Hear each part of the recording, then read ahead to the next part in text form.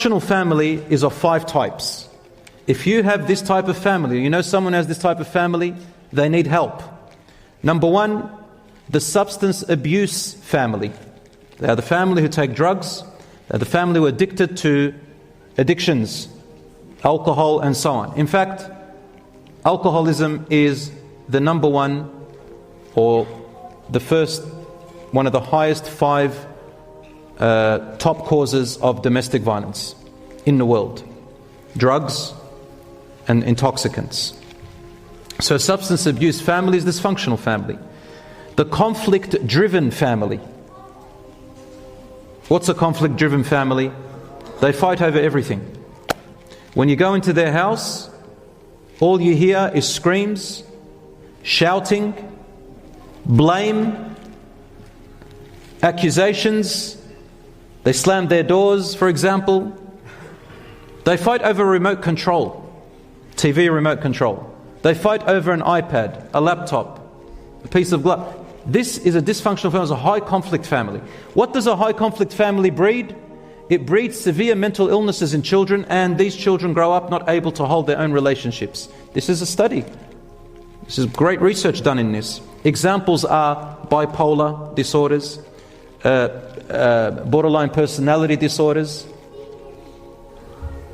histrionic disorders. There are so many disorders that happen as a result of high conflict families. They cannot keep a job, they cannot keep a relationship, they're always paranoid, anxiety. The other family, dysfunctional family, is the violent family. Violent. You go to their house, all you hear are things being broken, shattered. You find holes in the walls, you find holes in the doors, there are bruises. There's always someone running away.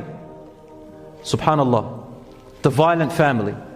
That's a dysfunctional family. These children will grow up. These children, brothers and sisters, will run away and find their identity somewhere else. They will hate themselves and hate the day that they were born. That's how they are. And the other one is the authoritarian family. The family that thinks that the only way to function in a family is as if you've got an authority with only rules. No one, the authority rules, but there's no listening, there's no giving and taking, there's no conversing, there's no laughter, it's just rules. Authoritarian, it's only one way direction. This is a dysfunctional family even in Islam. And lastly, the emotionally detached family. They're the family who don't have this emotional bond. You find, for example, the father's in the car, or the mother driving to school, driving somewhere. They hardly say a word to each other. If they do, it's all about rules and superficial things. And these types, they got, the majority of the modern day families are, if you go to their houses, this is the emotionally detached family, you'll find mainly 2 types of scenarios, mainly. I'm not saying everybody, but mainly. Number 1, either it is a household where it's always study, study, study and school. They go to school, they come back from school, there's still school at home. Kids can't get any sleep, there's no fun, study, study, study, study night and day. School. So the parent is like a teacher all the time.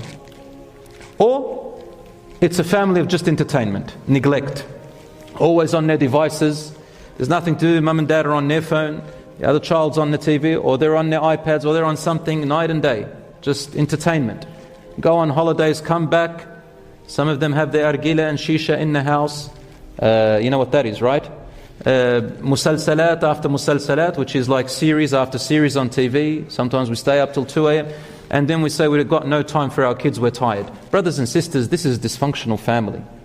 One of the ways to make a functional family is to try and get back to natural human behavior, and that is eat together.